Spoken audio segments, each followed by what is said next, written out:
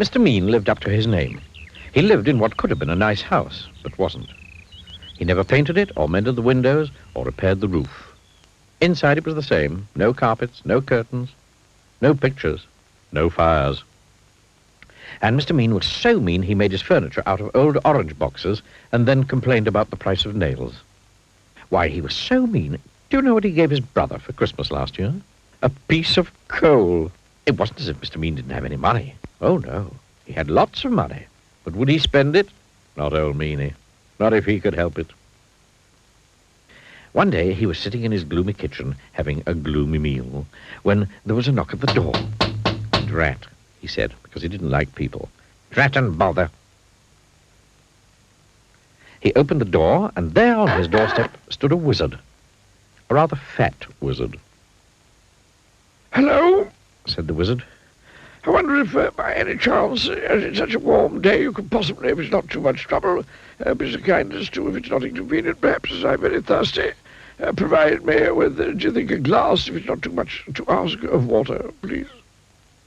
He was a very wordy wizard. "No," replied Mr. Mean rudely, and shut the door in his face.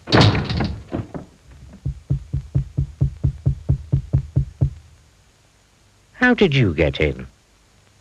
"Well," replied the wizard, "it was by, how shall I put it, I just, well, you know, waved the old what's-his-name magic wand, don't you know, and then, you know, well, here I am, if you know what I mean."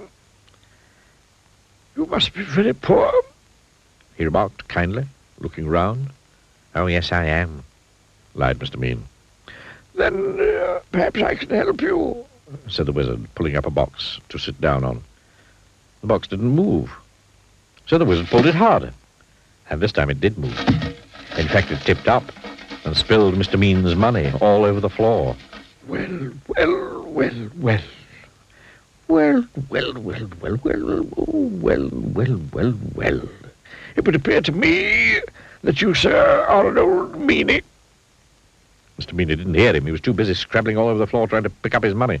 And meanies need to be taught a lesson. And so saying, he waved his magic wand. All the money turned into potatoes. Potatoes. "Oh, dear. Oh, dear me. Oh, dear me. Please turn my money back into money. Oh, please, please, please." "Perhaps," replied the wizard. "But on the other hand, taking all things into account, by and large, things being what they are on the face of it, perhaps not. However," continued the wordy wizard, "if you make me a solemn promise never to be mean again, then I'll turn the potatoes back into money. But," he added sternly, "if you are ever mean again, then it's, how shall I put it, then it's potatoes for you, my lad, if not other vegetables as well." The following day, Mr. Mean decided to walk to town. He never took the bus, because that cost money. On the way, he met an old washerwoman carrying an enormous bundle of washing. "Oh, please, please, kind sir," he said. "Could you possibly help me to carry this washing? It's so heavy." "No," replied Mr. Mean. "It's your washing.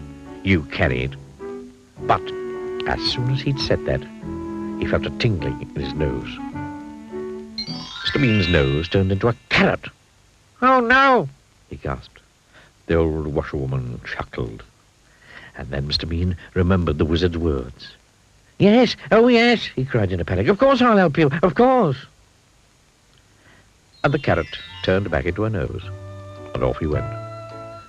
The old washerwoman chuckled again, and turned back into the wizard. It had been him all along, you see. Then Mr. Mean passed by a cottage garden. In the garden there was an old man chopping wood. Excuse me, he called. "Could you give an old man a bit of a hand, young fellow, my lad?" "No," replied Mr. Mean. "It's your wood. You chop it." But as soon as the words had passed his lips, guess what happened? His ears turned into tomatoes. "Oh, no," he gasped. The old man chuckled. Mr. Mean remembered the wizard's words. "Oh, yes, yes," he cried. "Yes, of course I'll give you a hand, of course." And he chopped and chopped until all the wood was cut. And the tomatoes turned back into ears, and off he went. Eventually, Mr. Mean arrived in the town. There was a little boy crying because his ball had got stuck on the top of the wall. Oh, please, sir, could you make my ball down for me? No, retorted Mr. Mean. Your ball, you... Then he stopped. There was a funny tingling feeling in his feet. Yes, he said hurriedly. Yes, of course I will, of course. And he reached up and passed the ball to the boy and went on his way, looking anxiously at his feet. The little boy stopped crying and turned into the wizard. I think, he said to himself, I think that Mr. Mean, by and large, is beginning, if I'm not very much mistaken, to be not quite so mean. And I think, although I could be wrong, although I never am, that he has, thank goodness, learned his lesson. And you know something? Mr. Mean had learned his lesson. Today, he's nothing like so mean as he used to be. And he doesn't keep his money in a box in the kitchen anymore. Today, his house is mended and painted and spick and span. And he's turned into quite a generous sort of fellow. Goodness, he's so generous. Do you know what he gave his brother last Christmas? 2 pieces of coal.